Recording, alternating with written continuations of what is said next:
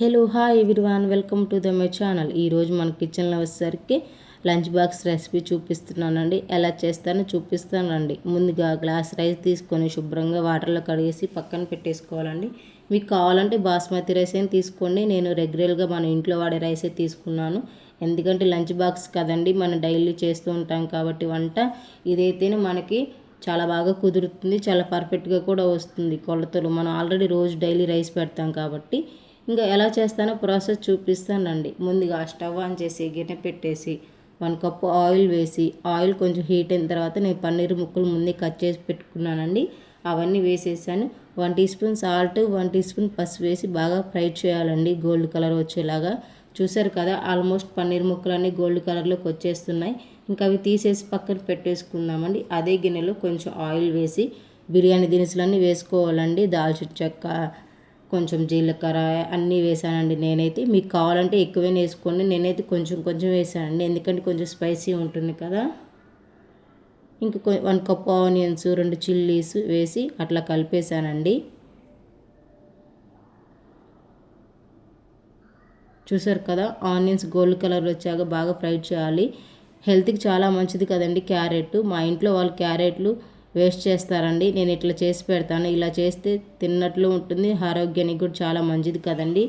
Carrot అలవాటు చేశాను కానండి, క్యారెట్ ఫ్రై ఎక్కువ మా ఇంట్లో తినరు కాబట్టి ఇట్లా తురిమి వేసాను అనుకో, హెల్త్కి మంచిది, తిన్నట్లు ఉంటుంది కదా. మనకి రైస్లో కూడా చాలా బాగుంటుంది కదండి.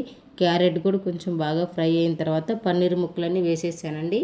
పన్నీర్ ముక్కలు వేసిన తర్వాత 1 టీ స్పూన్ కారం, 1 teaspoon salt, 1 teaspoon garam masala వేసి అట్లా కలిపేసానండి. ఆ ఫ్లేవర్ అనేది పన్నీర్కి పడితే టేస్ట్ చాలా బాగుంటుంది కదండి.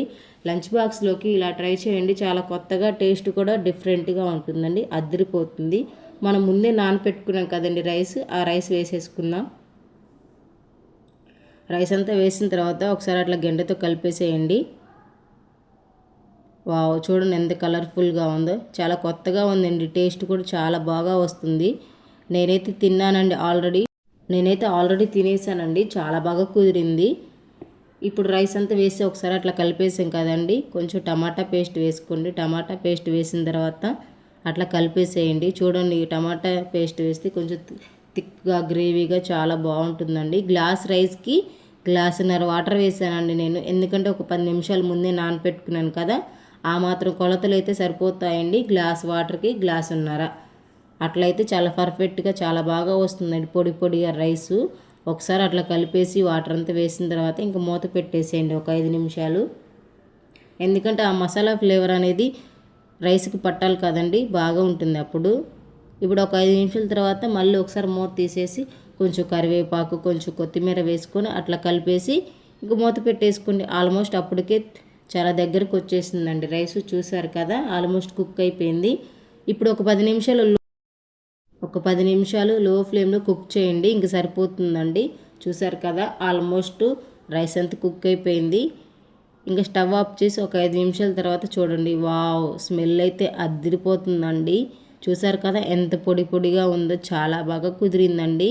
నేను ఒకసారి అడుగుని ఏమైనా మాడిందో లేదని చూశానండి, అసలు ఏ మాత్రం మాడలేదండి. చాలా చక్కగా, చాలా పొడి పొడిగా రైస్ చూడండి ఎంత బాగా కుదిరిందో. ఒక 5 నిమిషాలు అలా ఉంచేసి ఇంక స్టవ్ ఆఫ్ చేశానండి. వావ్, స్మెల్ అయితే అదిరిపోతుందండి. ఏ మాత్రం ఇంత కూడా మాడలేదండి అడుగున. చాలా పర్ఫెక్ట్గా చాలా బాగుందండి. చాలా కొత్తగా, డిఫరెంట్గా, టేస్ట్ కూడా చాలా బాగుందండి. ఎప్పుడు తినేలాగా కాకుండా చాలా కొత్తగా ఉంది. టేస్ట్ కూడా చాలా బాగుందండి. పన్నీర్ వేసాం కదా, అన్ని వెజిటేబుల్స్ అండి, ప్రోటీన్ కూడా కదండి. పన్నీర్ అంటే ప్రోటీనే కదా, హెల్త్కి కూడా చాలా మంచిది. పిల్లలు కూడా పన్నీర్ ముక్కలు ఉన్నాయని చాలా ఇష్టంగా తింటారండి. మా వీడియో నచ్చితే లైక్ చేయండి ఫ్రెండ్స్. మా ఛానల్ని సబ్స్క్రైబ్ చేయండి friends. Thank you so much watching my video. మీకు నచ్చితే లైక్ చేయండి, కామెంట్ చేయండి, మీ ఫ్రెండ్స్కి షేర్ చేయండి ఫ్రెండ్స్.